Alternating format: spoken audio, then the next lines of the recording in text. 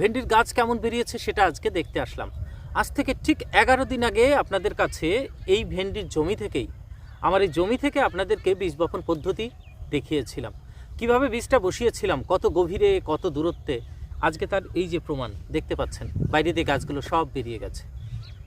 এবার কেমন জার্মিনেশন হলো, সেখানে তো আমার মাটির প্রকৃতি কেমন ছিল দেখিয়েছিলাম আপনাদের। ধান ছিল যে জমিতে, ধানের নাড়া ছিল, মোথাগুলো ছিল, তার ভিতর দিয়ে বীজগুলো বসিয়েছিলাম, মাটি কোনো চাপা দিইনি।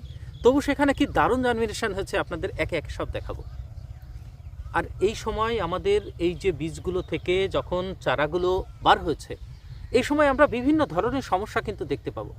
এর অনেক চাষি ভাই এখনই কিন্তু ফোন করছেন যে কি করা যায়, এই সমস্যা, বিভিন্ন ধরনের সমস্যা আছে। এবার কোন কোন সমস্যা এই সময় আপনারা পড়তে পারেন, আজকের ভিডিওতে সেটা আপনাদের সঙ্গে ডিটেলস আলোচনা করব। দেখুন, সমস্যা বেশ কতগুলি হতে পারে। যেরকম প্রথম একটা সমস্যা হচ্ছে জমিতে ঘাস।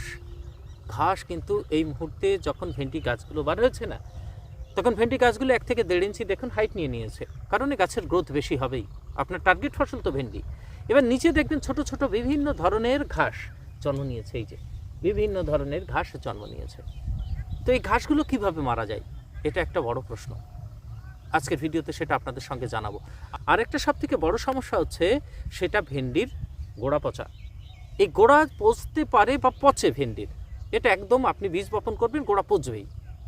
সেটা প্রথম থেকেই আপনাদের যেদিন বীজ বসানো হয়েছিল সেদিন থেকেই আপনাদের সাবধান করে আসছি যে এইভাবে বীজটা বসান, তাহলে এই সমস্যাটা আপনারা দেখতে পাবেন না। আমার জমিতে আমি এখনও পর্যন্ত দেখতে পাইনি। গাছগুলোর বয়স আজকে 9 দিন, 9 দিনের গাছে এখনও পর্যন্ত দেখতে পাইনি। তবু প্রতিরোধমূলক ব্যবস্থা আমাদের নিতেই হবে যেন গোড়াটা না পচে। তার জন্য আমাদের অবশ্যই স্প্রে একটা করতেই হবে। কি স্প্রে করবেন আজকের ভিডিওতে সেটা দেখাবো। আরও একটা সমস্যা, সেটা হচ্ছে গাছের পাতা হলুদ হওয়া। অনেক চাষি ভাই আজকেই ফোন করেছিলেন যে আমার ভেন্ডি গাছে 4টে পাতা হয়েছে। তো প্রথম 2টো পাতা বাদ দিয়ে আমার যে মাঝের পাতাটা, সেটা আমার হলুদ দেখা দিচ্ছে। বেগুন গাছে যেরকম মোজাইক ভাইরাসের হলুদ হয়, তেমন হলুদ দেখা দিচ্ছে। তাহলে করণীয় কি? এটা কি কোনো ভয়ের বিষয়? জানাবো আজকের ভিডিওতে। আরেকটা হচ্ছে, এই গাছগুলো তো কচি, একদম ছোট ছোট গাছ দেখতে পাচ্ছেন। আর এর যে কাণ্ডগুলো, এই যে কাণ্ড, এগুলো যে মাটির ভিতরে যে কীটপতঙ্গগুলো লুকিয়ে থাকে না, পোকামাকড়, তাদের কাটতে খুব পছন্দের একটা জিনিস হচ্ছে এর কাণ্ডগুলো কাটা। কাট করে একদম রাত্রে কিন্তু কেটে দেয়। তারপরে আপনি দেখবেন আস্তে আস্তে ভেন্ডি গাছগুলো ফুরিয়ে যায়। তারপরে দেখবেন আস্তে আস্তে ভেন্ডি গাছ আপনার কমতে থাকে, হালকা হতে থাকে। তো এটা একটা সমস্যা। আরও এই যে 2টো পাতা যখন বার হবে, তার মাঝখানে একটা ছোট পাতা থাকে, 3 নম্বর পাতাটা, ওপরে কিন্তু লেদা পোকায় সেই পাতাটাও খেতে পারে। তাই এই কীটনাশক সংক্রান্ত এবং ছত্রাকনাশক সংক্রান্ত এবং জমিতে ঘাস সংক্রান্ত ডিটেলস আজকে ভেন্ডির এই সময় যে সমস্যাগুলোই আমরা পড়ি সেটা নিয়ে আলোচনা করব। তার আগে বলি, আপনারা চাষি ভাই দেখছেন green wave farmers creation channel, আপনাদের সঙ্গে রয়েছি আমি সুশোভন। তো এই ভেন্ডি চাষের পরবর্তী যে আপডেটগুলো থাকবে সেটা তো আপনারা আপডেট তো দিতেই থাকি আমি, অন্যান্য ফসলের মতো। খেয়াল করে দেখবেন বেগুনের যেটা মোজাইক ভাইরাস, পর্ব 3 চলে গেছে, পর্ব 4 2-1 দিনের ভিতরে দেব। উচ্ছে করলা ডিসেম্বর মাসের 19 তারিখ, ডিসেম্বর মাসের 19 তারিখে তার ভিডিও করে রেখেছি, 2-1 দিনের ভিতরে আপনাদের মাঝে দেব। পিছনে পটল লতা ছাড়বে কিছুদিন বাদে, সেটা তার ভিডিও দেব। ধানের বীজগুলো ফেলা হয়েছে, বোরো ধানের যে সিজন আসছে সেটাও থাকবে আপনাদের সঙ্গে। অর্থাৎ আমি যে চাষগুলো করি তার প্রত্যেকটা আপডেট তো আপনাদের সঙ্গে তুলে ধরি, আপনারা জানেন। তো নতুন যারা এসছেন তারা চ্যানেলটিকে সাবস্ক্রাইব করে রাখবেন, আর ভালো লাগলে আপনার প্রিয় কৃষক বন্ধুদের কাছে সেটা শেয়ার করবেন। আসুন এবার সম্পূর্ণ ভিডিওটা দেখে যাই। তাহলে আগাছা একটা সমস্যা এই মুহূর্তে। তাহলে এই আগাছা আমাদের নির্মূল করার জন্য কি করা যায়? আগাছাটা আমাদের মারতে গেলে দেখুন, সমস্ত আগাছা আপনি মারতে পারবেন না। আমরা হার্বিসাইড ব্যবহার করব না, এমন হার্বিসাইড ব্যবহার করব যেটা আমাদের ভেন্ডি গাছের কোনো ক্ষতি করে না। কারণ ভেন্ডির পাতাটা খসখসে হয়। আমরা ঘাস মারার জন্য যেরকম অক্সিফ্লুরোফেন আমরা পেঁয়াজে দিচ্ছি, সেটা যদি এই মুহূর্তে এই জমিতে দিই, তাহলে এই পাতাটা তো শোষণ করে নেয়। ভেন্ডির পাতায় একটা ফোঁটা পড়লে টোটালি শোষণ করে নেয়। পেঁয়াজের পাতা যেরকম একদম ছেড়ে দেয়, গড়িয়ে নিচে পড়ে যায়, সেই জন্য তেমন ক্ষতিগ্রস্ত হয় না, জাস্ট মাথাটা একটু ক্ষতিগ্রস্ত হয়, কিন্তু এই গাছগুলো মরে যাবে। সেই জন্য এখানে আমরা শুধুমাত্র তর্গা সুপার ব্যবহার করতে পারবো, আর একটা অ্যাজিল। তবে তর্গা সুপার সবথেকে ভালো রেজাল্ট হয়, আমরা ব্যবহার করে দেখেছি। একটু মাটিতেই যে রস থাকবে, এইরকম ক্ষেত্রে আমরা তর্গা সুপারের সবথেকে ভালো কাজ পাই। এই জন্য আমরা 15 লিটার জলে 25 থেকে 30 ml, ছোটো গাছ আছে আপনি 25 ml দিন, কারণ ঘাসগুলোও বেশি বড় হয়নি। তাহলে 25 ml দিয়ে স্প্রে করে দিন সুন্দর করে। মোটামুটি পাতার জল যখন ঝরবে 9টা-10টার দিকে, দেখবেন শামা ঘাসগুলো খুব মানে ক্লিয়ার হয়ে যাবে একদম। ঘাস তো ছোট আছে, সব কিন্তু শামাগুলো মরে যাবে। বাংলাদেশের চাষি ভাই, আপনারা আপরুট ব্যবহার করবেন। আপরুটের পরিবর্তে আরেকটা ওষুধের নাম বলি, তার নাম হচ্ছে নিকটি। আর টেকনিক্যালটা শুনে রাখুন, টেকনিক্যাল হচ্ছে কুইজালোফপ পিথাইল 5%, ইসি ফার্মে থাকে। তো এই ওষুধ আপনারা লিটারে 2 ml সর্বোচ্চ ব্যবহার করতে পারেন। পরে যে আগাছা টাইপের যে ঘাসগুলো থাকবে হালকা পাতলা, সেগুলো আমাদের তো একটা কাজ করতে হবে। ভেন্ডি গাছগুলো যখন আরেকটু বড় হবে, 3 পাতা 4 পাতা হবে, শিকড়টা আরেকটু নিচে যাবে, তখন দেখবেন আমাদের তো লাইন করে লাগানো, এই যে লাইন করে লাগানো, ওই লাইনের মাঝখান দিয়ে আমাদের যে দাঁড় টাঙি হয়, টাঙি যেটাকে বলে, বসেও হয় দাঁড়িয়েও হয়, আমরা দাঁড়িয়ে করি। দাঁড়িয়ে সেটা আস্তে আস্তে এই 2 লাইনের মাঝখান দিয়ে এরকম কোপাতে কোপাতে যেতে হবে। তাহলে মাটিটা আমার কি হবে, আলগাও হবে, বায়ু চলাচল ভালো হবে, শিকড়টা কিন্তু তখন দেখবেন পচবে না, ভালো হবে, গাছের আরও জোর হবে। এই কাজটা করতে হবে। তখন যখন কুপিয়ে দিচ্ছেন, আমার বাকি আগাছাগুলো সব মারা গেল। এইভাবেই কিন্তু আমাদের ঘাস নির্মূল করতে হবে। তাহলে ঘাসের সমস্যার কথা বললাম। দেখবেন গোড়া পচা, অনেকে আমাকে ফোন করতে শুরু করেছেন যে এই মুহূর্তে গোড়া পচছে, আমি কি করব, বা কমেন্টেও লিখছেন, আপনারা খেয়াল করে দেখবেন। তাহলে কি করা যায়? গোড়া পচা একটা সমস্যা, এবং এই সমস্যা কিন্তু সহজেই কাটিয়ে ওঠা যায়। আপনারা যারা ভিডিও ফলো করেছেন তারা দেখবেন প্রথম থেকে আমি বলে আসছি যে মাটি প্রথমে ভালো করে শুকিয়ে তারপরে বীজ বপন করবেন, প্রথম শর্ত ছিল। 2 নম্বর, বীজটা যখন আপনি বসাচ্ছেন, বারবার সাবধান করেছি, বীজ যেন কখনো আপনারা মোটামুটি বেশি মাটির গভীরে না যায়। যে ক্ষেত্রে বেলে মাটি টাইপের আছে, আপনারা যখন সেচ দেবেন জো করে করলে সেক্ষেত্রে ভালো হতো। আর যারা সেচ দিয়েছেন তাহলে সেক্ষেত্রে এই 1 কর 1/2 ইঞ্চির বেশি যদি নিচে যায়, সেক্ষেত্রে গোড়া পচা কিন্তু সমস্যা দেখা দেবে। আমি তো এই মাটিতে জাস্ট বীজগুলো ফেলে গেছিলাম, ঢিলার ফাঁক দিয়ে যা নিচে একটু গেছিল, তাই কত সুন্দর দেখুন আপনার চারাগুলো বার হয়েছে। তো বীজের গভীরতা ছিল এই চারাগুলোর গোড়া পচার আর একটা শর্ত, কারণ মাটির উপরে শুকাবে, মাটির ঢিলাগুলো সরিয়ে দেখবেন তো নিচে কেমন রস ধরে থাকে। তো মাটি যদি এই রকম সবসময় রস, যে কচি অংশ ভেন্ডির গাছ যখন বার হচ্ছে, যে কাণ্ডটা মাটির কত নিচ থেকে ঠেলে উপরে আসবে, আর নিচে যখন হাওয়া বাতাস যাবে না, তখন ওই কচি অংশ পচা তো স্বাভাবিক, ও ধরবেই।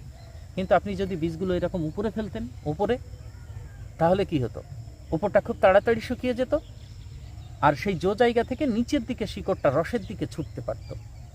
শিকড় রসের দিকে যাবে, কাণ্ড নয়, কাণ্ড উপরের দিকে উঠবে।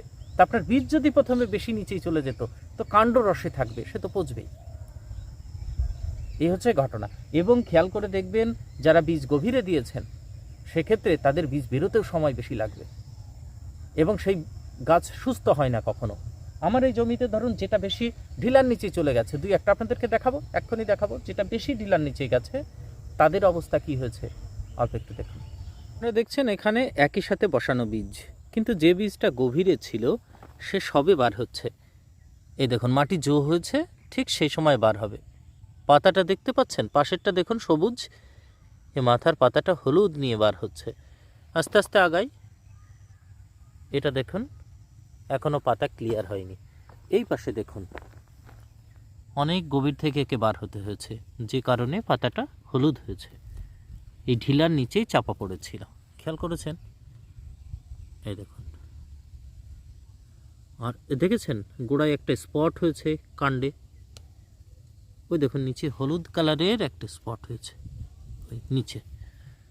বাদ বাকি দেখুন চারাগুলো কতটা সতেজ, কিন্তু এটা একটু গভীরে পড়ার জন্য এটা দেখুন এই পাতার থেকে হালকা হলুদ ভাব। তো এই যে বলছিলাম না যে হলুদ ভাবটা আছে, সেটা মাটিতে যদি রসটা বেশি থেকে যায় তাহলে সেটা আপনার হলুদ হবেই। আর এটা দেখুন ওপরে ছিল, এর পাতা আরও গাঢ় সবুজ। ওপরে মানে এই যে নালার পাশে যেটা ছিল। এখানে ঘুরে এই পাশে একটা দেখাবো গাছ আপনাদেরকে, দাঁড়ান কোথায় যেন দেখলাম, সেটাও সবে বার হচ্ছে। এই যে একটা গাছ, এই যে দেখুন অনেক গভীরে ছিল, অনেক কষ্ট করে একে বার হতে হয়েছে।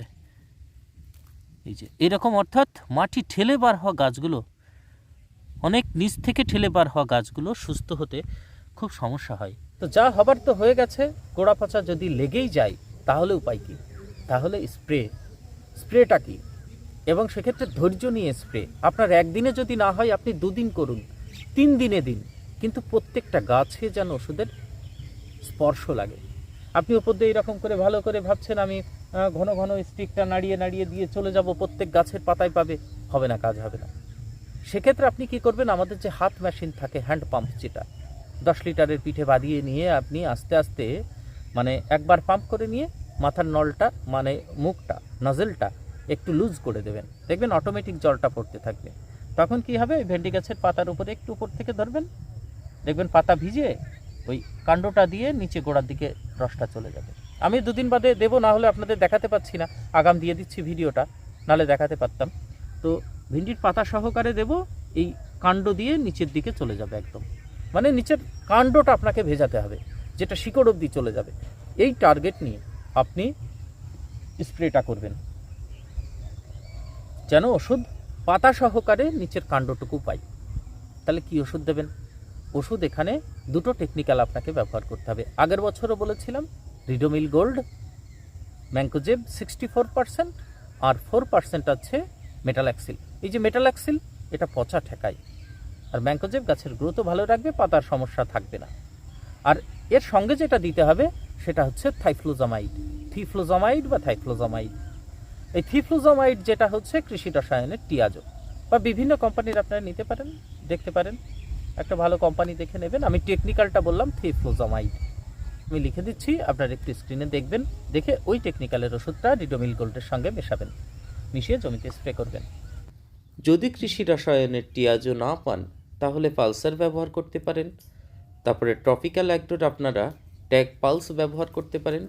আর বাংলাদেশে আপনারা থিফ্লোজামাইড যদি খুঁজে এই টেকনিক্যাল না পান, পেলে খুবই ভালো, আর যদি না পান তাহলে এই ওষুধটা ব্যবহার করুন। 3 অপশান, 3খানা টেকনিক্যাল আছে, অ্যাজোক্সিস্ট্রোবিন, সিপ্রোকোনাজল এবং বুলক্যালিড। আরেকটা আপনাদের বলি, সেটা হচ্ছে রিডোমিল গোল্ডের সঙ্গে বায়ারের এলাইট।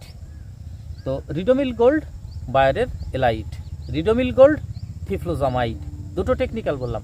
আর একটা আপনারা নিতে পারেন, সেটা হচ্ছে কন্টাপ্লাসের সঙ্গে আপনাকে মেশাতে হবে থিফ্লোজামাইড। অর্থাৎ এই যে থিফ্লোজামাইড, এটাকে আপনাকে কিন্তু রাখতেই হবে টেকনিক্যালে, তবেই দেখবেন তবু যে গাছটা মরা শুরু হয়েছে, গোড়াতে আক্রান্ত হয়েছে, সেটা কিন্তু আপনার দেখবেন মরবেই। আপনার কাজ হবে প্রোটেকশন দেওয়া, স্প্রে করে আমাদেরকে প্রোটেকশন দেওয়া। তাকাত যেটা টাটা, সেটা ক্যাপ্টেন আর হেক্সাকোনাজলের যে মিশ্রণ, সেটাও কিন্তু খুব ভালো কাজ করে, কিন্তু গাছটা অনেক ছোট আছে, দিলে গাছটা খুব কড়া হয়ে যাবে। যখন দেখবেন আর উপায় নেই, বহু পরিমাণে মরছে, তখন আপনারা তাকাত স্প্রে করতে পারেন, টাটা তাকাত। তো এই ছিল আপনার গাছের গোড়া পচা ঠেকানোর কতগুলো ওষুধের নাম বললাম। দাদা, গাছের পাতা হলুদ হচ্ছে, আমার 4 পাতা হচ্ছে, গাছের পাতা কিছু বেগুন গাছের যেরকম আমার কালার হয়ে যায় ভাইরাস লাগলে, মোজাইক ভাইরাস, তেমন কালার হচ্ছে, অসুবিধা হবে না তো? তো সেক্ষেত্রে আপনাদের বলি, সেক্ষেত্রে সমস্যার কোনো কারণ নেই। কারণ দেখবেন যেখানে রসের পরিমাণটা বেশি, যে বীজটা বেশি গভীরে গিয়েছিল, সেখানে আপনার পাতাটা হলুদ হবে, সে ছোট অবস্থাতেই হলুদ হবে। আস্তে আস্তে মাটিটা যখন শুকাবে, দেখবেন 4 পাতা 5 পাতা যখন হচ্ছে, আপনার ওই সমস্যাটা থাকবে না। তাই বলে আপনারা কেউ গাছ তুলে বাইরে ফেলবেন না, ও গাছ অটোমেটিক দেখবেন ঠিক হয়ে যাবে, এটা তেমন কোনো সমস্যা নাই। আর এর জন্য ওষুধ আপনারা দিতে যাবেন না, আপনারা এই গোড়া পচার জন্য যেটা দিচ্ছেন সেটাই যথেষ্ট। একটা কীটনাশক এই মুহূর্তে অনেকের দেখবেন যে গোড়া কাটতে পারে, কচি তো, এই যে একদম কচি কচি ডগা নিচে, ঠিক না, গোড়া কাটতে পারে। অথবা এই 2টো পাতার পরেই দেখবেন তার মাঝখানে একটা ছোট্ট পাতা আছে, এটাই তো 3য় পাতা হবে, তারপরে 4র্থ হবে। এই বার হওয়ার পরপরই দেখবেন একটা ছোট্ট পাতা আছে, সেটা আর কিছু দিনের ভিতরে রিলিজ হবে। তো সেই পাতাটা আপনার খেয়ে নিতে পারে, এতে নিচের কাণ্ডটা কেটে দিতে পারে। এই জন্য আপনারা সস্তা টেকনিক্যালের ওষুধ দেবেন, যখন গোড়া পচার ওষুধটা দিচ্ছেন তখন একটু মিশিয়ে দেবেন, সেটা হচ্ছে হামলা, সাইপারমেথ্রিন, আর হচ্ছে আপনার ওর ভিতরে রয়েছে ক্লোরোফাইরিফস আর সাইপারমেথ্রিনের মিশ্রণ। এটা বাংলাদেশে আমাদের এখানে মানে খুব ইজিলি এই ওষুধটা পাবেন। প্রফিক্স সুপার দিতে পারেন, প্রপিনোফস সাইপারমেথ্রিনের মিশ্রণ 15 লিটার জলে 25 ml দেবেন, দিয়ে ওর সঙ্গে মিশিয়ে আপনার স্প্রে করবেন, দেখবেন আর কোনো সমস্যা নেই। চলুন আপনাদের যে বলছিলাম না, আমার নিচে যে ধানের জমিটা, সেই জমির জার্মিনেশনটা আপনাদেরকে দেখাবো। পুরো একদম সেই ধানের নাড়াগুলো সবই কিন্তু ছিলই, এখানে দেখুন, একটাও আমি বাছিনি, সরাই। আপনি অবাক হয়ে যাবেন এখানে কত সুন্দর জার্মিনেশন হয়েছে। শুধু জার্মিনেশন হয়েছে কেমন তাকান, একবারে দেখিয়ে দিই। মাটির অবস্থা দেখুন, নাড়ার ফাঁক দিয়ে সব বার হয়েছে, একটা ঢিলা ঢাকা না, কিছু না। এই পাশে দেখুন, দেখেছেন প্রতিটা চারা মানে সুস্থ এবং সুন্দর আছে। চলুন পাশের জমি দেখাই। এই যে এটা ছিল আমার সেই বীজ ধান 50-27-এর। এই দেখুন জার্মিনেশনটা দেখুন, অসাধারণ অসাধারণ। এই যে খেয়াল করেছেন, একটা চারাও কিন্তু এখানে মার হয়নি। তো এই টোটাল হচ্ছে আমার এখানে 15 কাটা ভেন্ডি, 1 কিয়ারি, 2 কিয়ারি, 3 কিয়ারি, আর ওই পটলের পাশে 4 কিয়ারি। এটাই ছিল এই মুহূর্তে ভেন্ডির পরিচর্যা। ভালো লাগলে চ্যানেলটিকে সাবস্ক্রাইব করে রাখবেন, আর একবার বললাম লাইক করবেন, চাষি ভাইদের কাছে শেয়ার করবেন। যখন আমি কোপাবো, যখন আমি মাটিটা আলগা করব, কোপাবো, তখন তো অবশ্যই দেখাবো আপনাদেরকে।